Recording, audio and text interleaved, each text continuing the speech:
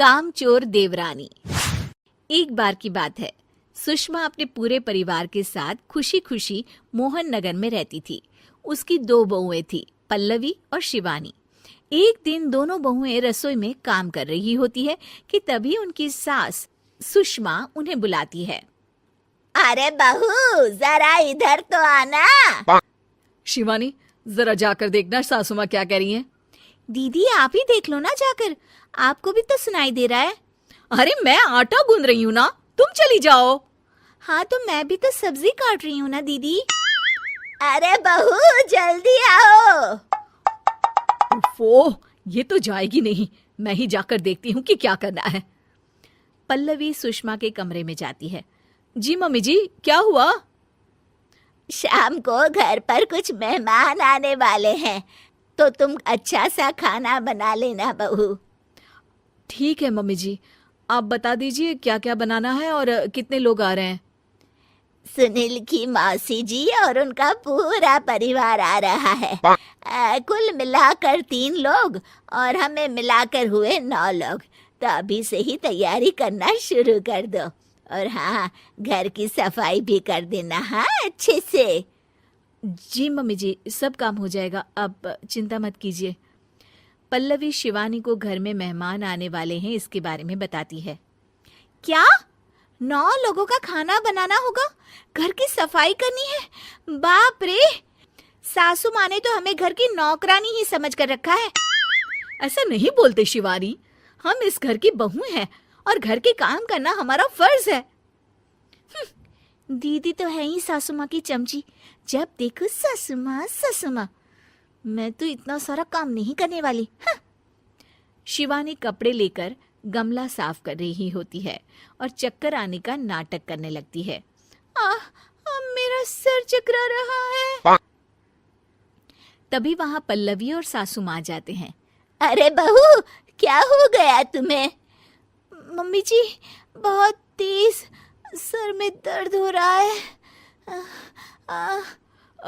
तुम एक काम करो शिवानी, आराम कर लो। नहीं नहीं दीदी, घर में मेहमान आने वाले हैं, मुझे आपकी मदद करनी चाहिए। अरे कोई बात नहीं शिवानी, तुम आराम कर लो, मैं सब काम कर लूंगी। ठीक है दीदी, अगर आप इतना कह रही हैं तो आराम कर लेती हूँ। शिवानी आराम से अपने कमरे में मैगजीन पढ़ रही होती है। इसे कहते हैं आराम की जिंदगी। इतना सारा काम। चलो सारा काम खत्म हो गया, शिवानी को देख आती हूँ। शिवानी अपने कमरे में ईयरफोन में गाने सुनते सुनते सो जाती है और उसके साइड में मैगजीन भी रखी होती है। पल्लवी वहां आ जाती है और वो सब देखती है। ओहो, तो मतलब सब काम चोरी का बहाना था। अभी बताती हूँ इसको। घर का सारा काम मुझे करना पड़ा और ये महारानी यहाँ मैगजीन पढ़ रही है, गाने सुन रही है। पल्लवी रसोई से एक प्लेट और चम्मच लेकर आती है और शिवानी को थाली बजाकर उठाने लगती है। शिवानी अचानक से उठती है। उठ गई महारानी, गाने भी सुन लिए, मैगजीन भी पढ़ ली। तुम तो बहुत बड़ी झूठी निकली शिवानी। तुमने सर दर्द का बहाना बनाया ताकि काम करने से बच सको। हाँ बनाया बहाना, तो क्या करती, इतने सारे काम करती। मुझे कोई शौक नहीं है चापलूसी का। क्या चापलूसी? तुम्हें लगता है कि मैं सारे काम चापलूसी के लिए कर रही हूँ? और नहीं तो क्या। तभी वहां सासू माँ आ जाती हैं। अरे बहू, वो लोग बस आने ही वाले हैं, तुम तैयारियां कर लो। जी सासू माँ, तुझे तो मैं बाद में देखती हूँ।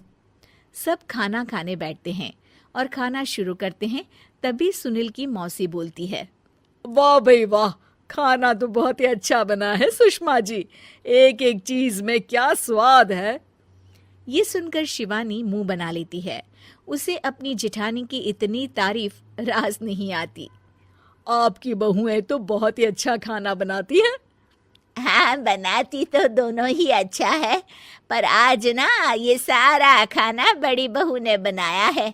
छोटी बहू की तबीयत ठीक नहीं थी, सो इसलिए।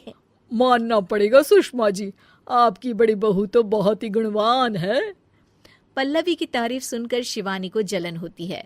पल्लवी ये सुनकर खुश हो जाती है और शिवानी की तरफ देखकर उसे चिढ़ाती है। कुछ देर बाद मेहमानों के जाने का वक्त हो जाता है। मौसी जी सबके लिए उपहार लाई होती है। वो सबको शगुन के पैसे देती हैं और अंत में पल्लवी के पास आती है। तुम्हारे लिए शगुन का लिफाफा तो है ही, पर बहू तुम्हें एक और उपहार भी मिलेगा इतना अच्छा खाना बनाने के लिए। मौसी अपने सोने के कंगन निकालकर पल्लवी को पहना देती है। ये लो, ये मेरे मनपसंद कंगन है, अब से ये तुम्हारे हुए। धन्यवाद मौसी जी। ये देखकर शिवानी तो पूरी तरह से जल जाती है और गुस्से से रसोई में चली जाती है। तभी वहां पल्लवी आ जाती है और उसे अपने कंगन दिखाने लगती है। देवरानी जी, अब आपका सर दर्द ठीक तो है ना? मुझे लगता है कि अब सर दर्द शुरू हो गया होगा आपका।